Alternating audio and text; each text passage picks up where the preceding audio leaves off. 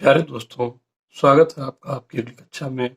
आज कक्षा 6 इकाई 2 और अभ्यास 2D जो कि गणित का है, उसे हम लोग हल करेंगे। क्वेश्चन संख्या 1, संख्या रेखा द्वारा विभाजन तथ्यों को बताइए। प्यारे दोस्तों, ये एक प्रश्न है। आप देख रहे होंगे एक लाइन खींची गई है जिस पर कुछ अंक अंकित हैं। 0, 1, 2, 3, 4, 5, 6, 7, 8, 9, 10, 11, 12 इस प्रकार से। प्यारे दोस्तों, आपको ये बताना है कि ये यहाँ से यहाँ, फिर यहाँ से यहाँ और इन दोनों के बीच बीच की जो मैंने आपको दूरी का कॉन्सेप्ट दिया था, उन दूरी में क्या है, कहाँ से क्या जा रहा है, कितनी दूरी पर जा रहा है और ये कितने खंडों में विभाजित है, इसी के बारे में आपको बताना है। तो प्यारे दोस्तों, ये पूरा जो इसका उत्तर है, जो आंसर है, यहाँ मैं लिख लेता हूँ। आइए देखते हैं। यहाँ से लेकर यहाँ तक बताइए आप कितनी दूरी लिखा गया है। आप कहेंगे सर 12 किलोमीटर लिखा हुआ है। जब आप ये कह दिए कि सर ये 12 लिखा हुआ है, तो आप फिर इसमें बताइए कि क्या इसको कितने कितने अनुपात में बांटा गया। बताइए कि यहाँ से यहाँ, यहाँ से यहाँ तक की दूरी कितनी है। आप कहेंगे सर 1 और 1 ये 2, फिर 1 1 ये 2, फिर यहाँ तो सब में 2, यानी इसका मतलब यह है कि इसे 2 से भाग किया गया है, यानी 2 के अनुपातों में इसे जो है डिवाइड किया गया है, बांटा गया है बराबर बराबर भागों में। जब आप 12 को 2 से भाग देते हैं तो आप देखिए क्या आपको प्राप्त होता है, वही यह प्रश्न दर्शा रहा है। प्यारे दोस्तों, आप देखिए 1 यहाँ से यहाँ तक 1 ये 2 3 4 5 6, यानी कि जब आप 12 से उसमें भाग देंगे, 12 में 2 से भाग देंगे तो आपको 6 प्राप्त होगा। इस प्रकार से प्यारे दोस्तों, आप बेहतर समझ पाए होंगे। आप इसे एक गोली का कॉन्सेप्ट है, मैंने अपनी एक पुस्तक लिखी है उसमें इस प्रकार से दर्शाया गया है। मान लिया जाए कि आपके पास ये 12 गोलियां हैं, 12 गोलियां हैं और आपसे ये कहा जाए कि इन्हें दो दो में जो है बांट दीजिए। दो दो गोलियां आप बांट दीजिए 12 गोलियों को। तो आप इसे ऐसे बांट सकते हैं, एक तो एक तो एक तो एक तो एक तो एक तो। आप देखिए इसमें एक दो एक दो एक दो एक दो एक दो ऐसे करके। अब देखिए आप दो यहाँ है, दो दो 4, दो 6, दो 8, दो 10, दो 12। अब आप बताइए ये कितने स्थानों पर लिखा गया। 1 2 3 4 5 6, यानी कि जब आप इन 12 को 2 से भाग करेंगे, यानी दो दो गोलियों को अलग अलग इनके इसको दो दो भागों में बांटेंगे, यानी दो यहाँ फिर यहाँ, तो ये होगा क्या, ये हो जाएगा 6, यानी वो 6 जगहों पर वो वितरित होंगी। यानी मैं कहूँ कि 12 गोलियां हैं और उन गोलियों को दो दो गोलियां आप जो है अपने मित्रों में वितरित कर दीजिए और वो आप बताइए कि कितने मित्र आप उन गोलियों को पाएंगे। तो आप निश्चिंत होकर कह पाएंगे कि सर दो दो गोलियां प्रत्येक मित्र को मिल पाएंगी। इस प्रकार से इसे संख्या रेखा द्वारा विभाजित किया गया है। आप इसे अच्छी तरीके से समझ पाए होंगे। अगले प्रश्न पर चलते हैं। प्यारे दोस्तों, प्रश्न संख्या 2, आइए देखते हैं। क्वेश्चन नंबर 2 जो है 21/7, जो ये 21/7 है, सॉरी 21/3 बराबर 7 के संगत गुणात्मक तथ्य 3 गुणे 7 बराबर 21 है। अतः निम्नांकित तथ्यों के संगत गुणात्मक तथ्य बताइए। प्यारे दोस्तों, यदि 21 को 3 से भाग दिया जाए और वह 7 हो जाता है, तो ये संगत गुणात्मक तथ्य इसका होगा, वो होगा 3 गुणे 7 बराबर 21। अतः निम्नांकित, यानी इसके बाद आप संगत गुणात्मक तथ्यों को बताइए, लेकिन किसके, वो प्रश्न यहाँ दिए गए हैं। आइए देखते हैं प्यारे दोस्तों। मैं आपको एक कॉन्सेप्ट बता देता हूँ, छोटा सा कॉन्सेप्ट है। मान लीजिए कि 4/2, इसमें आपको भाग देना है 4 में 2 से। ये प्रश्न पर भी हो सकता था, लेकिन मैं आपको अलग से समझा रहा हूँ। आप यदि 2 से इसमें भाग देंगे, यानी 4 में, तो आप देखिए आपको करना क्या होता है, इस 2 का पहाड़ा पढ़ना होता है और इतना पढ़ना होता है कि या तो इससे बराबर हो जाए या इससे कम ही रहे, इससे ज़्यादा ना होने पाए। तो आप इसका पहाड़ा पढ़ते हैं तो आप पढ़ते हैं 2 एकम 2, 2 दूनी 4, यानी दो जब आप जो 2 दूनी 4 आता है तो प्यारे दोस्तों जो पहाड़ा पढ़ के लिखा जाता है वो यहाँ लिखा जाता है, और जो इसका 4 होता है उसके नीचे लिखा जाता है। अब आप बताइए इसमें करते क्या है, आप यहाँ इसमें से इसको घटाते हैं, जब घटाते हैं तो यहाँ पर लिखते हैं शून्य, यानी यहाँ पर कुछ नहीं बचा है। कभी कभी हम क्या करते हैं, हम लोग इसको हम लोग ऐसे काट देते हैं, लेकिन सही तरीका ये है कि आप यहाँ पर शून्य लिखें। प्यारे दोस्तों अब आप बताइए कि 2 दूनी 4, यानी इन दो को इस 2 से यदि गुणा करा दिया जाए तो आप बताइए क्या हो जाएगा। ये होगा ये कि ये दो इस 2 से जब गुणा हो जाएगा तो ये संख्या प्राप्त हो जाएगी। प्यारे दोस्तों इसका एक सूत्र भी होता है, मैं आपको आगे चल के उस सूत्र को बता दूंगा कि यदि शेषफल भी हो और इस संख्या को लाना हो तो कैसे वो संख्या आ जाएगी। प्यारे दोस्तों आइए आगे चलते हैं, बस इसमें भी वही इतना करना है, और इसने जो यहाँ पर जो बताया है, जो ये संगत गुणात्मक तथ्य है, वो यही है कि 2 गुणे 2 बराबर 4 हो जाए। तो प्यारे दोस्तों आइए आगे हम लोग बढ़ते हैं और देखते हैं कि कैसे क्या होगा। देखिए जब इसमें संगत गुणात्मक की बात होगी तो आप बताइए कि क्या इस संख्या और इस संख्या को गुणा करने जिस प्रकार से इसमें था, इसको और इसको गुणा करने पर ये प्राप्त हो जाएगा या नहीं प्राप्त हो जाएगा, आप बताइए। 8 गुणे 7 बराबर 8 सत्ते 56, बड़े आराम से संख्या प्राप्त हो जा रही है। यानी कि आपको करना क्या है, संगत गुणात्मक में 7 गुणे 8 बराबर 8 सत्ते 56 आपको प्राप्त हो गया। तो ये आपकी संगत गुणात्मक संख्या हो गई, ये उसका तथ्य हो गया, उसमें यही चीज गुणा करना है। आप इसको अलग से भी समझ सकते हैं इस प्रकार से, 8 भागे 56, 8 सत्ते 56, यहाँ इसको घटाए 0, यहाँ 0।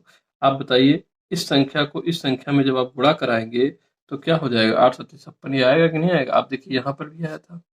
इस प्रकार से आगे बढ़ते हैं, इसमें यहाँ देखिए आप 11 भागे 66, 11 का पढ़ा पढ़िए कि 66 से ज्यादा ना होने पाए, 11 छक 66।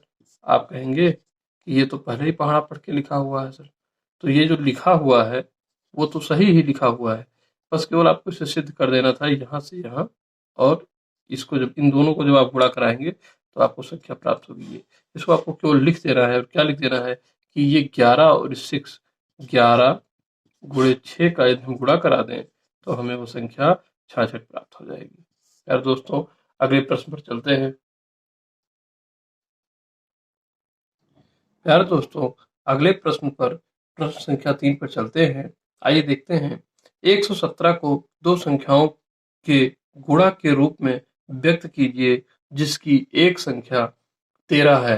प्यारे दोस्तों आपको इसमें करना यह है कि इसको दो भागों में ऐसे विभाजित कर देना है, यानी ऐसी संख्याओं से गुणा करा देना है जिससे 117 संख्या तो हो जाए लेकिन उसका एक भाग 13 रहे। प्यारे दोस्तों इसे आप इस प्रकार से हल कर सकते हैं, दो प्रकार से इसे हल कर सकते हैं। मैं आपको पहला तरीका बताता हूँ जो बेहद आसान है। प्यारे दोस्तों आपसे कहा जा रहा है कि दो संख्याओं जिसकी एक संख्या इतनी हो, आपको कहा जा रहा है कि इसको दो संख्याओं में आप इसको गुणा कर दीजिए।